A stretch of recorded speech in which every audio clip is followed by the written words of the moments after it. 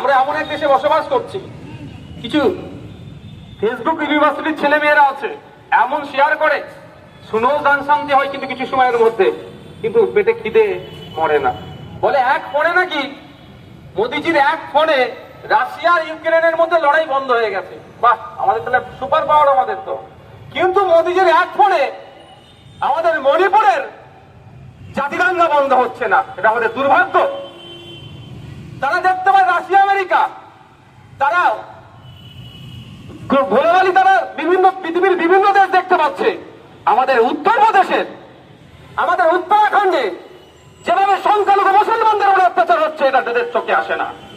এরা দেখতে পায় পৃথিবীর বিভিন্ন দেশের লড়াইকে বন্ধ করতে পারে, কিন্তু 1991 ওয়ারশিপ অ্যাক্টকে যারা ভায়োলেট করে, মসজিদে সার্ভের নাম করে ওখানকার সংখ্যালঘুদের তারাই প্রশাসনকে কাজে লাগিয়ে সংখ্যালঘু মুসলমানদেরকে বুক থেকে গুলি করে মারলো, তার প্রতিবাদ চোখে পড়ে না বা এটা তাদের নজরে আসে না।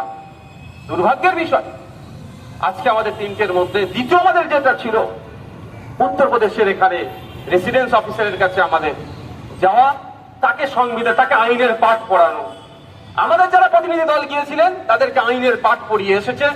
উত্তরপ্রদেশে যে ঘটনা ঘটেছে, সাম্বাল মসজিদকে কেন্দ্র করে সার্ভের নাম করে যেভাবে যোগী আদিত্যনাথের পুলিশ মুসলিমদের উপরে গুলি চালিয়ে তাদেরকে হত্যা করেছে, এটার ক্ষতিপূরণ সহ এই ধরনের ঘটনা আগামী দিনে ঘটে, তার জন্য তার ওখানে ডেপুটেশন দেওয়া হয়েছে।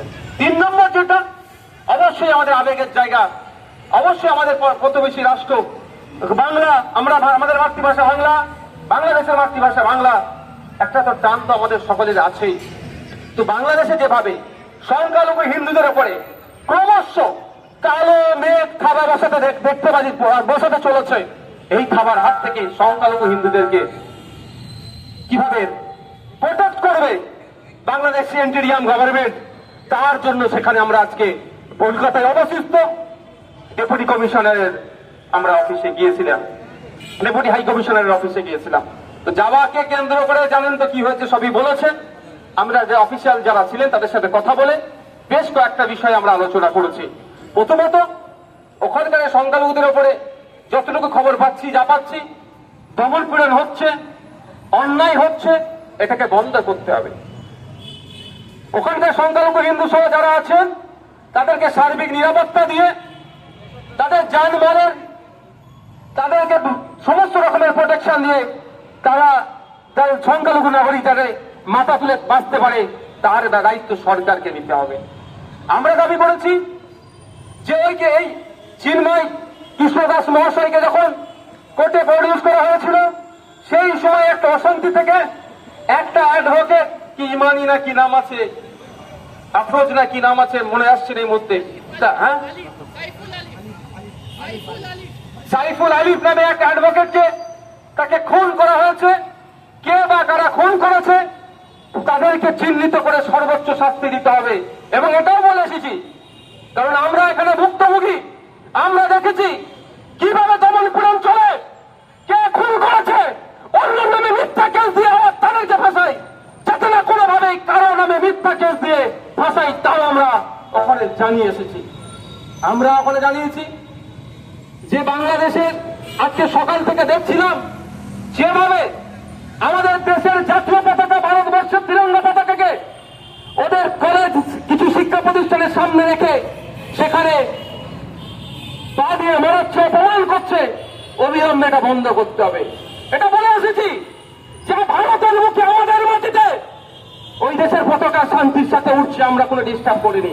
তা আমাদের পতাকার জন্য, এই পতাকার মানের জন্য, শানের জন্য ব্রিটিশদের পতাকাকে নামিয়ে আমাদের দেশের লাখো লাখো যুবক, ছাত্র যুবা মিলে, মহিলা পুরুষ নির্বিশেষে জীবনকে উৎসর্গ করে এই পতাকার সম্মান বাড়িয়েছে, ব্রিটিশ পতাকাকে নামিয়ে আমাদের দেশের তিরঙ্গাকে তুলেছে।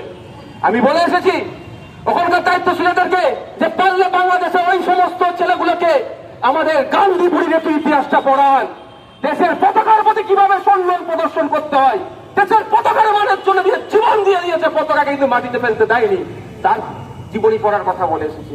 তো এটা যদি চলতে থাকে আমরা মেনে নেব না। কিন্তু সাথে সাথে যারা ছিলেন দায়িত্বশীলেরা, তিনারা বলেছে, সর্বপ্রথম সত্যি বলছি আপনাদের কাছে, রিয়াকশন ওদের যেটা প্রথমে এসেছে সেটা যে পতাকা নিয়ে আমি বলেছি যে আমরা কোনোভাবেই বাংলাদেশের পতাকা অপমান হোক আমরা চাই না। কারণ বাংলাদেশের পতাকায় যে সমস্ত রং দেওয়া আছে ওখানকার মুক্তিযোদ্ধাদের স্মরণে তাদের আত্মত্যাগ আত্মবলিদানের ফলে বাংলাদেশ যে 1971 সালে হানাদারদের হাত থেকে স্বাধীন হয়েছিল সেই স্বাধীনতার ক্ষেত্রে যাদের অবদান ছিল তাদের স্মরণে সেটা তৈরি হচ্ছে। এই পতাকাকে আমরা অপমান করতে পারি না কোনোভাবে, কিন্তু আমাদের পতাকা অপমান হবে চুপ করে আমরা বসে থাকতে পারি না। তিনি একটা দায়িত্ব নিয়েছেন, আরো এই সমস্ত বিষয়ে কথা হয়েছে এবং এটাও বলেছি সংখ্যা